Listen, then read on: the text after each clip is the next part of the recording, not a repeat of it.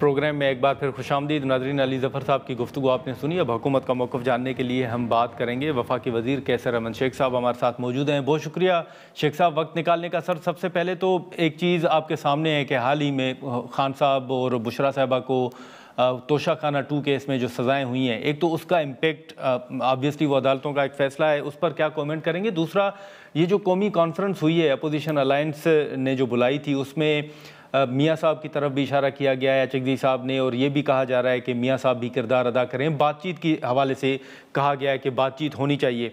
क्या देख रहे हैं सर आप, किस तरफ चीज़ें जा रही हैं, वो अपोजिशन की हों या फिर हुकूमत की हिकमत अमली? जी, सबसे पहले तो आपने सज़ाओं का पूछा। अब ये सज़ाएँ देखिए, सबसे ज़्यादा तो पीटीआई कोर्ट्स के बारे में कहती है, कोर्ट्स में हर चीज़ का फ़ैसला होना चाहिए। जी। अब वो कोर्ट्स में फ़ैसला हुआ है उनका, कोई इसमें हुकूमत का या वो तो मामला नहीं है, तो कोर्ट्स ने जजमेंट दी है। ठीक अब है। उनके पास राइट भी है, वो हायर कोर्ट में जाके अपना पॉइंट ऑफ व्यू वहाँ भी दे सकते हैं। तो जो सज़ाएँ हुई हैं, इसलिए मेरा कमेंट करना तो कानून के मुताबिक होती हैं, और अगर कोई कानून में कोई भी उनके ख़्याल में फ़र्क है, तो उनका राइट है कि वो जाके अपना अपील दायर करें सही। और वहाँ पे अपना पॉइंट ऑफ व्यू को, केस को वहाँ परसू करें। हुँ। दूसरा, जहाँ तक आपने कहा, देखिए हम तो पहले दिन से यही कह रहे हैं, बार-बार कह रहे हैं कि सियासी जमातों का काम होता है कि आपस में गुफ्तगू-चीत बात करना और नेगोशिएट करना और टेबल सही। पे बैठ के मामलात को सुलझाना। हुँ। हम 10 साल से तो इनको चार्टर ऑफ इकॉनमी की बात कर रहे हैं। उसके बाद हम इनको बार-बार कह रहे हैं कि आए, लेकिन जो 9 मई के केसेज़ हैं वो एक डिफरेंट है। वो तो इदारों के ऊपर इन्होंने हमला किया है, सही। और जिसने भी हमला किया है वो ज़िम्मेदार है, और वो उन्होंने हमारे शहीदों की यादगारों पे हमला किया है, हुँ। और उन्होंने जाके जीएचक्यू पे हमले किए हैं। तो वो तो दुनिया में किसी जगह भी कोई भी बर्दाश्त नहीं कर सकता। ये तो हमारा दुश्मन मुल्क नहीं कर सका, जो कि जिन लोगों ने यहाँ ये हमले कर किए और 9 मई का वाक़यात हुए। तो वो तो देखिए कि कोर्ट्स में केसेस चल रहे हैं। वो जो उन मेरिट फैसले होंगे, हो भी रहे हैं और होंगे भी। वो उसमें तो कोई मैं बात करना नहीं चाहता। ठीक। जहाँ तक बाकी सियासी मामलात है, मैं तो समझता हूँ कि हर वक़्त नेगोशिएशन का दरवाज़े खुले रहने चाहिए। लेकिन उनकी तरफ से तो देखिए ना, आज तक कहा ही नहीं गया। वो तो कहते थे जी, हमने किसी पॉलिटिकल पार्टी से बात नहीं की, ये चोर डाकू हैं और हमने बात करनी है तो ताकतवर हलकों से करनी है। अब मुझे बताइए कि किसी जगह ये भी होता है। हम इंडिया के साथ, इंडिया हमारा असली दुश्मन है, हुँ। और उसके बाद भी हम उनसे कह रहे हैं कि आइए कश्मीर के मामले में या दूसरे कोई भी आपस के हमारे डिस्प्यूट हैं, तो बैठ के रिज़ॉल्व करें, हम टेबल पे बैठने को तैयार हैं, यानी इंडिया के साथ हम। हुँ। और ये हमारे अपनी पार्टी, हमारे मुल्क की पार्टी है। ये लोगों से वोट लेते हैं, हमारे मुल्क के लोग हैं। तो मुझे समझ नहीं आती कि क्या जब भी कोई टेबल पे बैठा जाता है ना, मैंने अपनी लाइफ में 60 साल तो हो गए मुझे बिज़नेस लाइफ में, और ठीक है। 32 साल हो गए मुझे इलेक्शन में कंटेस्ट करते और असेंबलियों में आते हुए।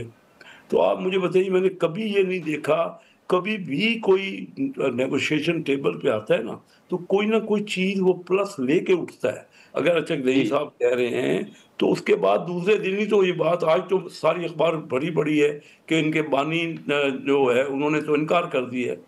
उन्होंने कहा नहीं, हम हमारी तरफ से चाहे। अब ये हाल है, एक तरफ एक दिन इनकी अपनी जो जिसको नुमाइंदा बनाते हैं वो हुँ। कुछ कहते हैं, और उसके साथ-साथ ही बयान आ जाते हैं। कितनी इज़्ज़त कर रहे हैं उन लोगों की जिनको खुद इन्होंने नॉमिनेट किया है हुँ। कि ये हमारा नुमाइंदगी करेंगे। ये सूरत इनका शुरू में यही अतवार है, तो कौन इनके साथ बैठेगा, कौन इनके साथ मिलेगा?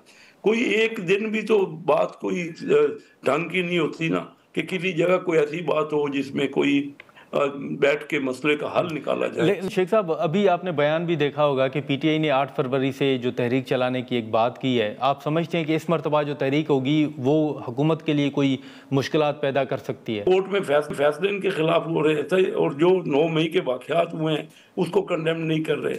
उनका इसे ये तहरीक देखिए, मेरी अपनी, मैं बार-बार कहता हूँ कि मेरा तल्लक फैसलाबाद डिवीज़न से, मैं वहाँ से इलेक्शन लड़ता हूँ चंडियोट से। फैसलाबाद डिवीज़न के 4 ज़िले हैं, चंडियोट, फैसलाबाद, टोबा टेक सिंह और छंग। इन 4 ज़िलों में 8 फरवरी को जो इलेक्शन हुआ, तो उसमें 18 सीटों में से 15 सीटें पीटीआई ने जीती हैं और 3 सीटें पाकिस्तान मुस्लिम लीग ने जीती है।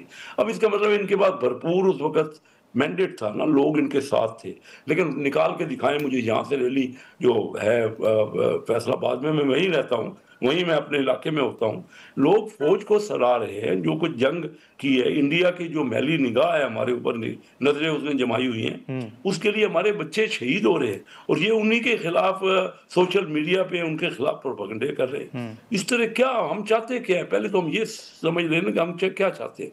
अपने मुल्क की आज़ादी इस तरह बरकरार रहेगी क्या? मैंने और इनके पीटीआई के लोगों ने वहाँ जाके इंडिया की फ़ौज के सामने करना है, उनको डिफेंड करना है। तो हमारे बच्चे शहीद हो रहे हैं, बजाय कि उनको सराहा जाए और उनकी कुर्बानियों को जो है उनका उनकी तहसीन की जाए, जिस तरह वो कुर्बानियाँ दे रहे हैं। हम उल्टा उन्हीं के पीछे लगे हुए हैं और उनको डिमोरलाइज़ कर रहे हैं। तो इससे क्या होगा? इससे मुल्क का कोई फ़ायदा हो जाएगा? आइए बैठिए, कोई पॉलिटिकल बातें, मैं आज भी इनसे कहता हूँ, हर जगह कहता हूँ। मैं हमेशा 16 का हामी हूँ और मैं समझता हूँ, लेकिन ब्लंडर ही इन्होंने इतने कर दिए और पै कर रहे हैं। एक दिन अचकजई साहब एक बात करते हैं, दूसरे दिन वो तहरीक की बात शुरू कर देते हैं।